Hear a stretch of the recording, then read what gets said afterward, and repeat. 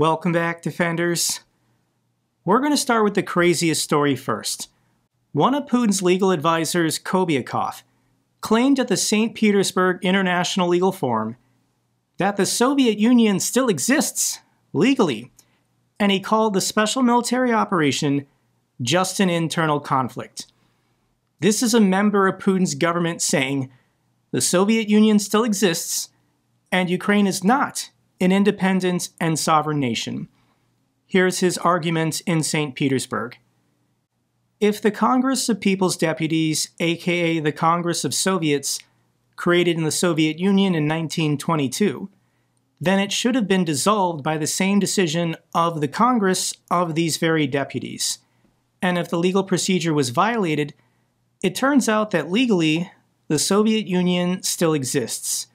This is what constitutional law experts say. The event in Belovo-Shchaya Pushcha, which took place on December 8, 1991, on the eve of signing the new Union Treaty, looks absolutely strange from the legal point of view. This document was later ratified by the Supreme Councils of the Russian Federation, the Ukrainian SSR, and the Belarusian SSR, and it was not in their competence at all. But the Soviet Union has not been dissolved. Then logically, from a legal point of view, it turns out that the Ukrainian crisis is an internal process, thanks to the St. Petersburg International Legal Forum, in which we are all participating. The discussion of this situation has already begun, and let the constitutional law experts give a legal assessment of it. The collapse of the Soviet Union needs a legal assessment. It will help to understand the events of the present day. Everything that Nazi Germany did was legal. Everything that every dictator does, they claim is legal, because they're the ones who make the laws. But this is the Russians telling the entire world, we're back. The Russian Empire, the Soviet Union, we're going for it all. And these are all fake countries that don't actually exist. Estonia, Latvia, Lithuania, Belarus, Ukraine, Moldova, Georgia, Armenia, Azerbaijan. They're fake. They still belong to the Soviet Union. And the person sitting in the Kremlin, Vladimir Putin, still legally controls this territory and all of their people. But why stop there? The Russians at one point had influence over half the European continent. They controlled the governments of Eastern and Central Europe. And Putin wants his empire back. And he's willing to kill millions to accomplish this. So nobody in Ukraine ever expected peace to happen in 24 hours, or even in the first 100 days. This is what Ukrainians are saying. We have adapted to life next to Russia. We don't believe in memorandums. We prepare, survive, and fight. This is the war of our generation, guys. I never thought I would be the one on YouTube talking about this every day. I don't know how so many people across the world can just ignore this. But at every step, the Russians are telegraphing what they want and what they're doing. And this is about empire. This is about decades of war. This is about killing millions of people to get the Russian Empire back to their maximum extent, their 1914 borders, basically. Russia is massing troops on Ukraine's border again, Kyiv warns. Russian forces are gathering near the Kharkiv border, according to Ukrainian commanders. Putin is now saying that a new offensive is coming, but he phrases it as the need to create a buffer zone in Sumy and Kharkiv. This is what Putin said yesterday.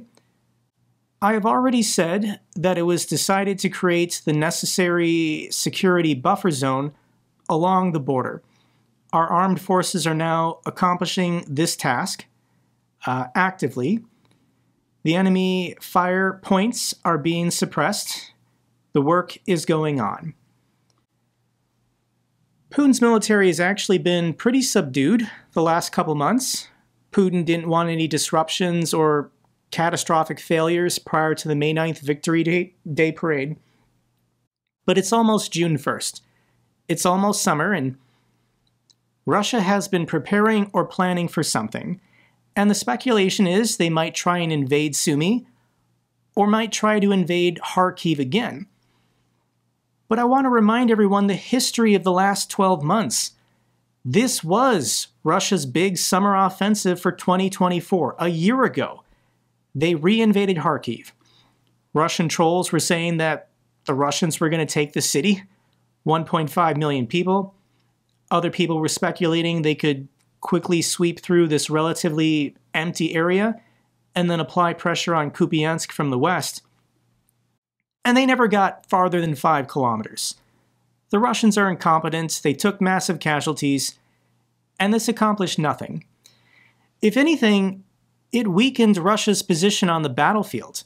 A year ago, when the Russians re-invaded Kharkiv, this then led to a change in US policy that allowed Western weapons to be used to strike on the territory of Russia.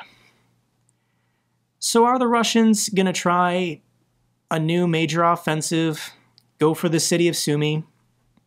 Probably. They're pretty stupid, and they're going to take horrendous casualties, and they're not going to advance very far. They can't.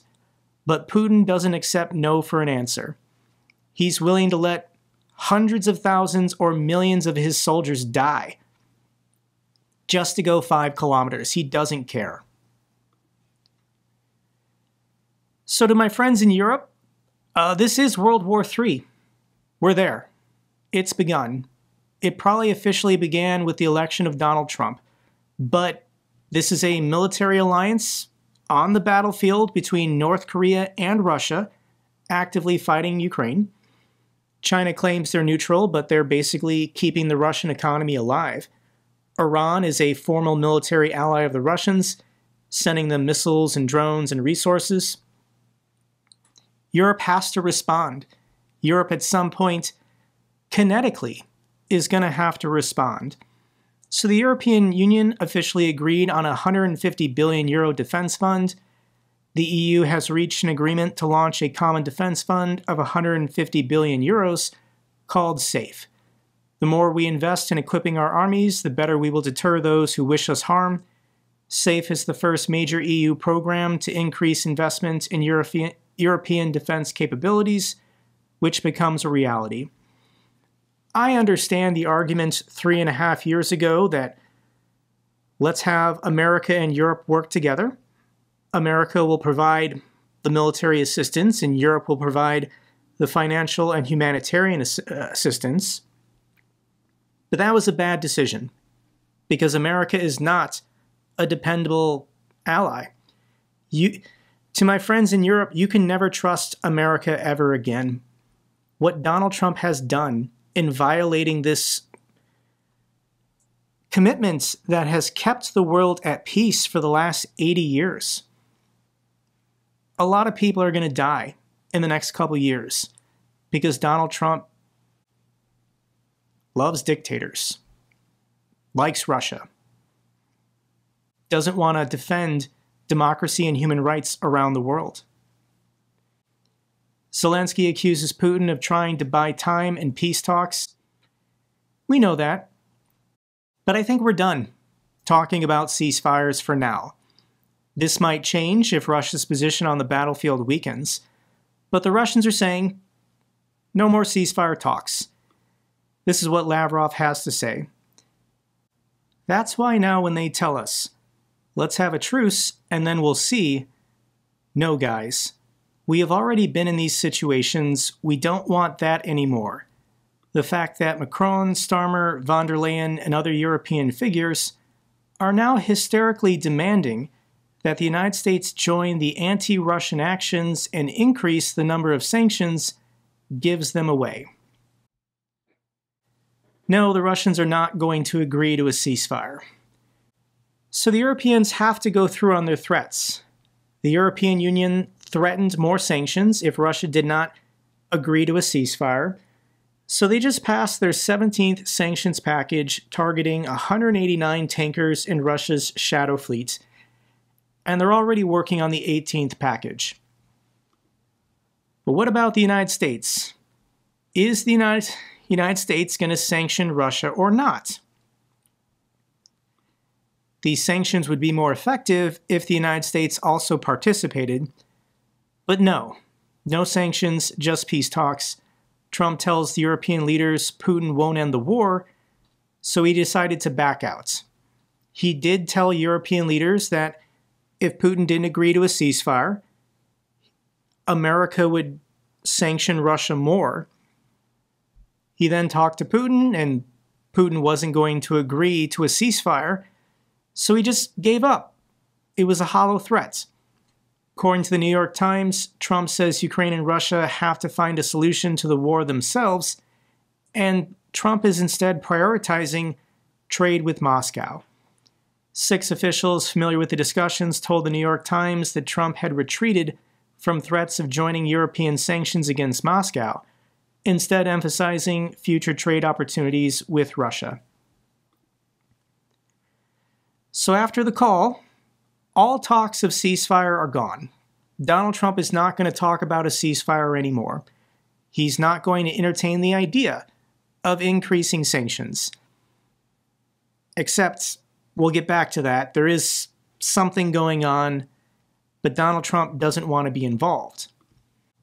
This is what the Wall Street Journal is saying. Zelensky's attempt to win over Trump has failed. Despite offering Trump everything he wanted, a temporary ceasefire, a US-friendly mining deal, and direct peace talks with the Russians in Turkey, President Zelensky has reportedly received nothing in return.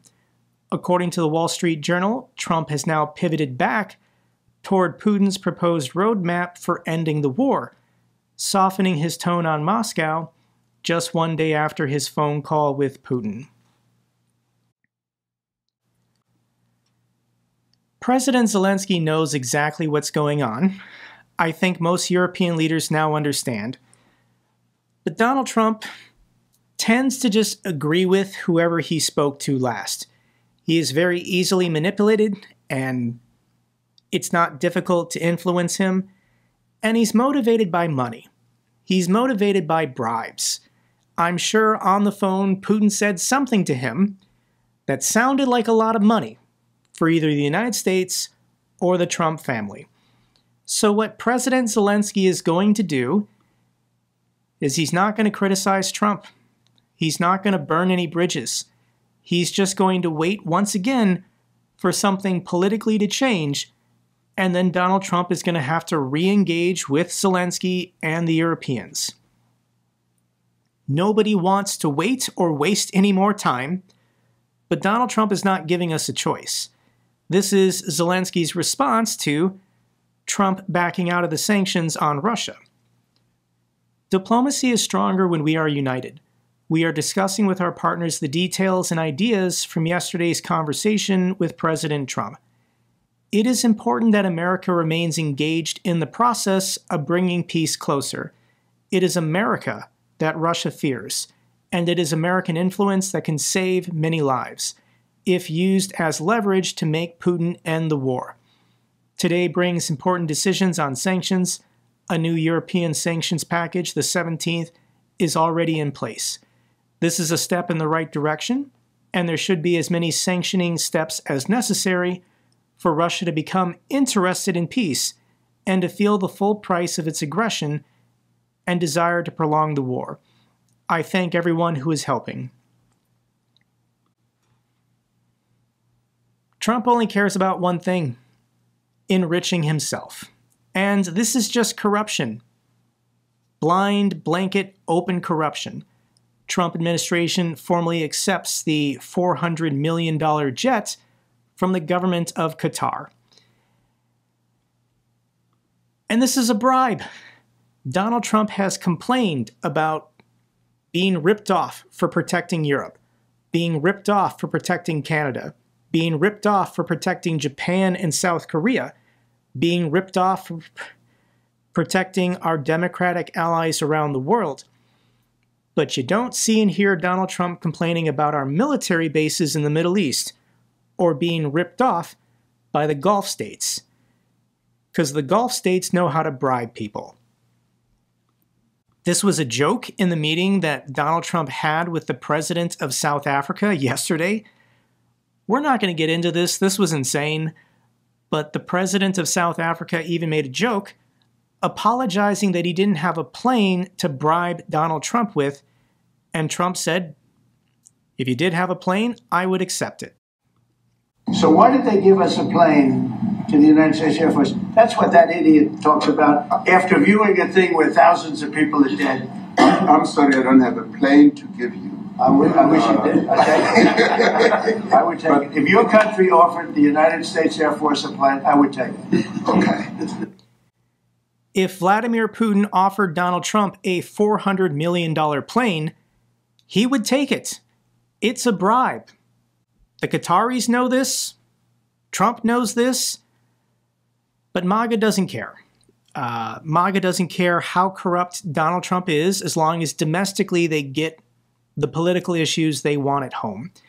And for anyone watching this video who wants to argue with me, the U.S. Constitution cannot be any more clear. Article 1, Section 9, Clause 8 of the U.S. Constitution prohibits federal officials from accepting gifts, offices, or titles from foreign governments without consent of Congress. If Donald Trump wants to accept this plane, Congress has to vote on it. And they could. Republicans have a majority. But Donald Trump doesn't want this debated. He doesn't want anyone talking about it. And it would be one thing if this plane went to the United States government for future use of all U.S. presidents for the next 30 years.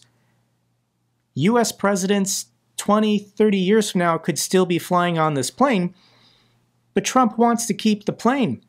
It's going to take 2 or 3 years to upgrade this plane to be acceptable as Air Force One, and then Trump is saying when he leaves office in 2028, he's taking it with him to be used by his presidential library, which means he's going to be personally flying around in this plane after he leaves office. It's a bribe. Here are thoughts from Garry Kasparov.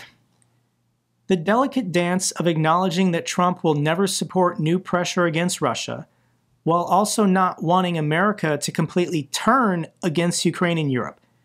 The United States is still helping Ukraine, if mostly out of inertia, as repulsive as Trump's posture is towards Putin. The United States is still sort of helping.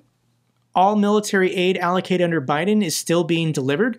There are government contracts that new weapons were being built and it would take like a year to deliver, and they're still being delivered.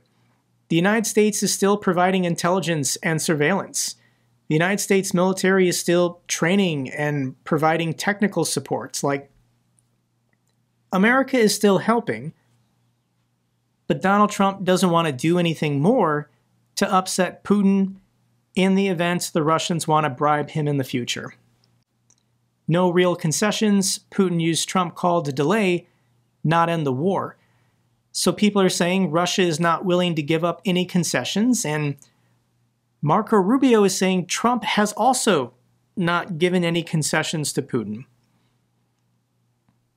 That's debatable, but the argument he's making is that Trump has not released any frozen assets. Trump has not technically lifted any sanctions, even if sanction enforcement has gone down. So it's true. Zelensky and the Europeans cannot offend or upset Trump, because he can always make the situation worse if he wants. So this is the good news. I have to tell you guys the good news, and there's no way for Donald Trump to just ignore the largest land war in Europe since World War II. He's going to try. He really wants to just ignore the situation, but European leaders, G7 leaders, are never going to stop engaging with him. And the American people are not going to walk away from this war because they do care. New poll shows majority of U.S. favors more aid to Ukraine and tighter Russian sanctions. So what is the polling data? A resounding 62% of participants believe the United States should continue supplying military weapons to Ukraine and impose tougher sanctions on Russia. This is 71% of Democrats and 59% of Republicans. Overall, 64% of Americans believe Ukraine should receive direct security guarantees from Trump's administration. This is the favorability, and 69% of Republicans said that Russia is the aggressor in this war, and 83% of Republicans, this is MAGA, disapprove of Vladimir Putin. Trump is trying to be friends with. Trump constantly praises a man that 83% of his own voters don't like. This is stupid, and this is going to wear down on Trump. So what's the good news? And the United States Senate, the Congress, is going to act without Donald Trump. And I think this is what Trump wants. U.S. Senate to vote on new Russia sanctions unless peace efforts make progress soon, according to Republican Senator Lindsey Graham. Lindsey Graham has no spine, he's a jellyfish, and he wouldn't be saying or doing anything negative towards Russia unless Donald Trump told him it was okay. So Donald Trump is trying to play both sides. He's trying to sound friendly to the Russians, sound sympathetic, but he's okay if members of his party, members of his cabinet, people in the government do everything they can to help support Ukraine. So Senator Lindsey Graham is now claiming that his sanctions bill against Russia has 81 co-sponsors. 81 out of 100 United States senators have co-sponsored this sanction bill. That's really hard to do, to get 81 members of the Senate to agree on anything. So I think we're going to dither for maybe another couple weeks. Tragically, more bad stuff is going to have to happen in Ukraine, but then Congress is going to vote on this, and it's going to be veto-proof. It's going to have supermajorities. Trump is going to sign it into law and probably complain about it, but do nothing to stop it. This is the path we're currently on, based on everything that I'm seeing. And the United States Senate won't shut up about Russia. U.S. senators introduced bipartisan resolution demanding the return of abducted Ukrainian children.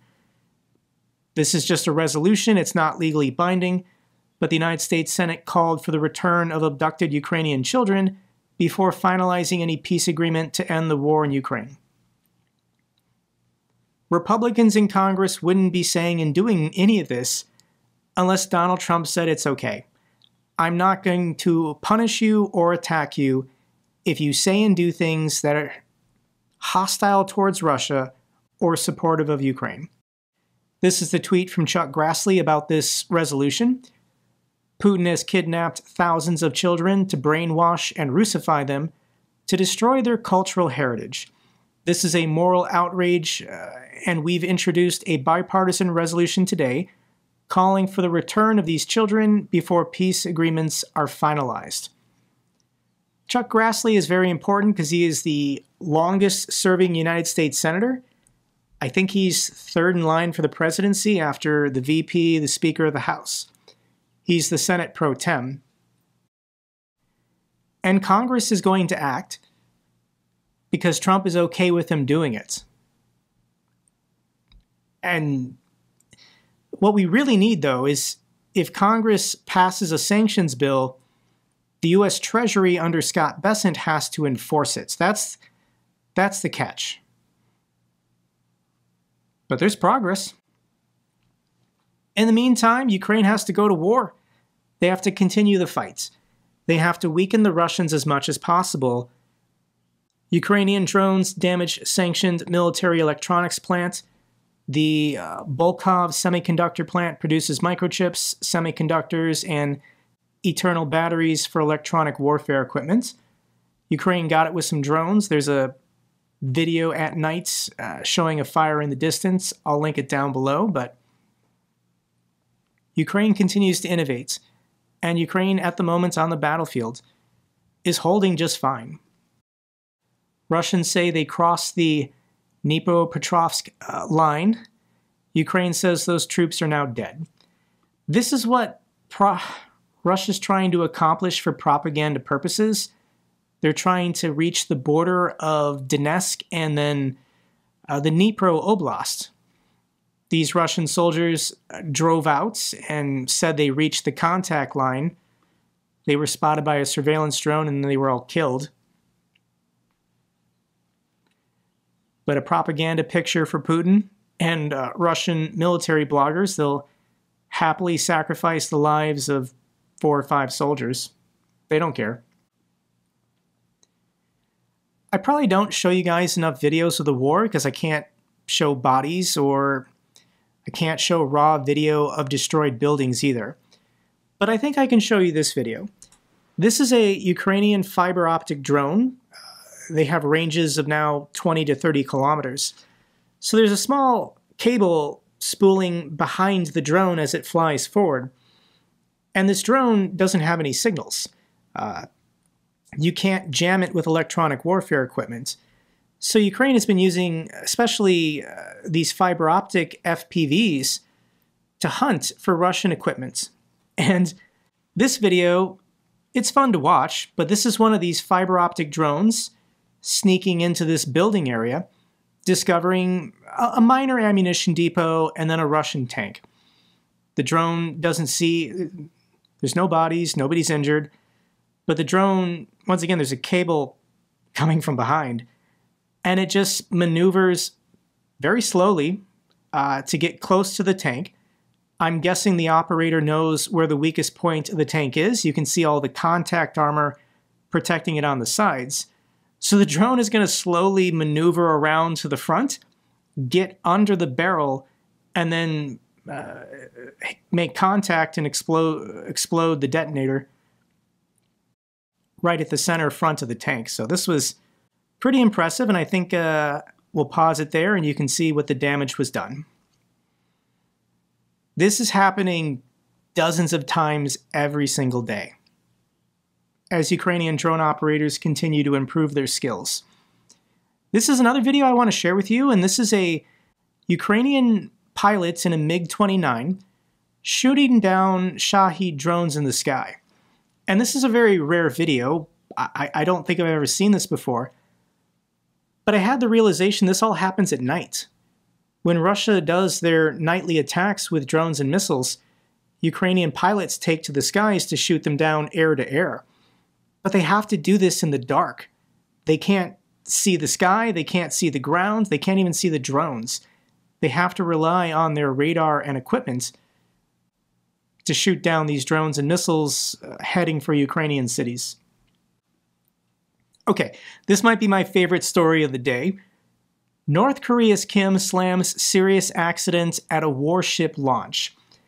This was the launching of a new 5,000-ton destroyer-class ship. Kim Jong-un was personally in attendance, and there was a malfunction that caused the stern to slip early into the water, crushing parts of the hull and leaving the bow stuck on the shipway. Kim Jong-un, who witnessed the accident, called it a criminal act and blamed absolute carelessness by multiple state institutions, saying it brought shame to the nation's prestige and vowed to punish those responsible. What is in the water? And I think this is millions of balloons to celebrate the launching of this ship. Kim Jong-un personally was in attendance, and the ship fell over. I'm sure there's severe damage, and North Korea might have to just build a new ship. Oops. Let's get to the good news for Ukraine. EU delivers 2/3 of promised 2 million artillery shells to Ukraine, while Russia relies heavily on North Korea. And we all now know about the production quality of North Korean military manufacturing. They still produce, it's just not a great quality. Kyiv to receive 400,000 more shells from the Czech Initiative. This is confirmed by Ukraine's Prime Minister. Thank you so much to all the countries participating in the Czech Initiative. Pope Leo says he's willing to host Ukraine peace talks in the Vatican. Italy's Prime Minister confirmed this, but it's an offer. Thank you so much to the new Pope. Final video I want to share with you is from Yaroslava. She frequently just takes videos of ordinary life around Kyiv. And this is an area called Landscape Alley, and it's almost summertime, but it's still a little chilly. And I just want to show you what late May looks like in the capital city of Kyiv.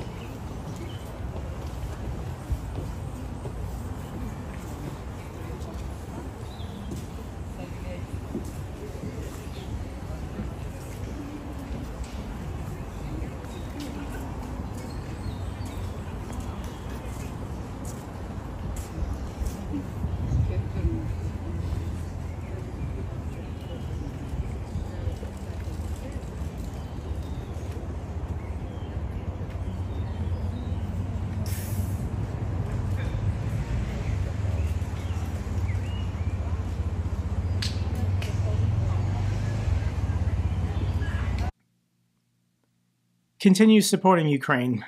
Russia will be defeated. That's all for this update video. Glory to Ukraine, glory to the heroes. If you found this video informative, give me a thumbs up. Best way to support the channel. Comments and questions, let me know down below. I love hearing from you guys. Till the next video, keep defending the truth, keep defending democracy.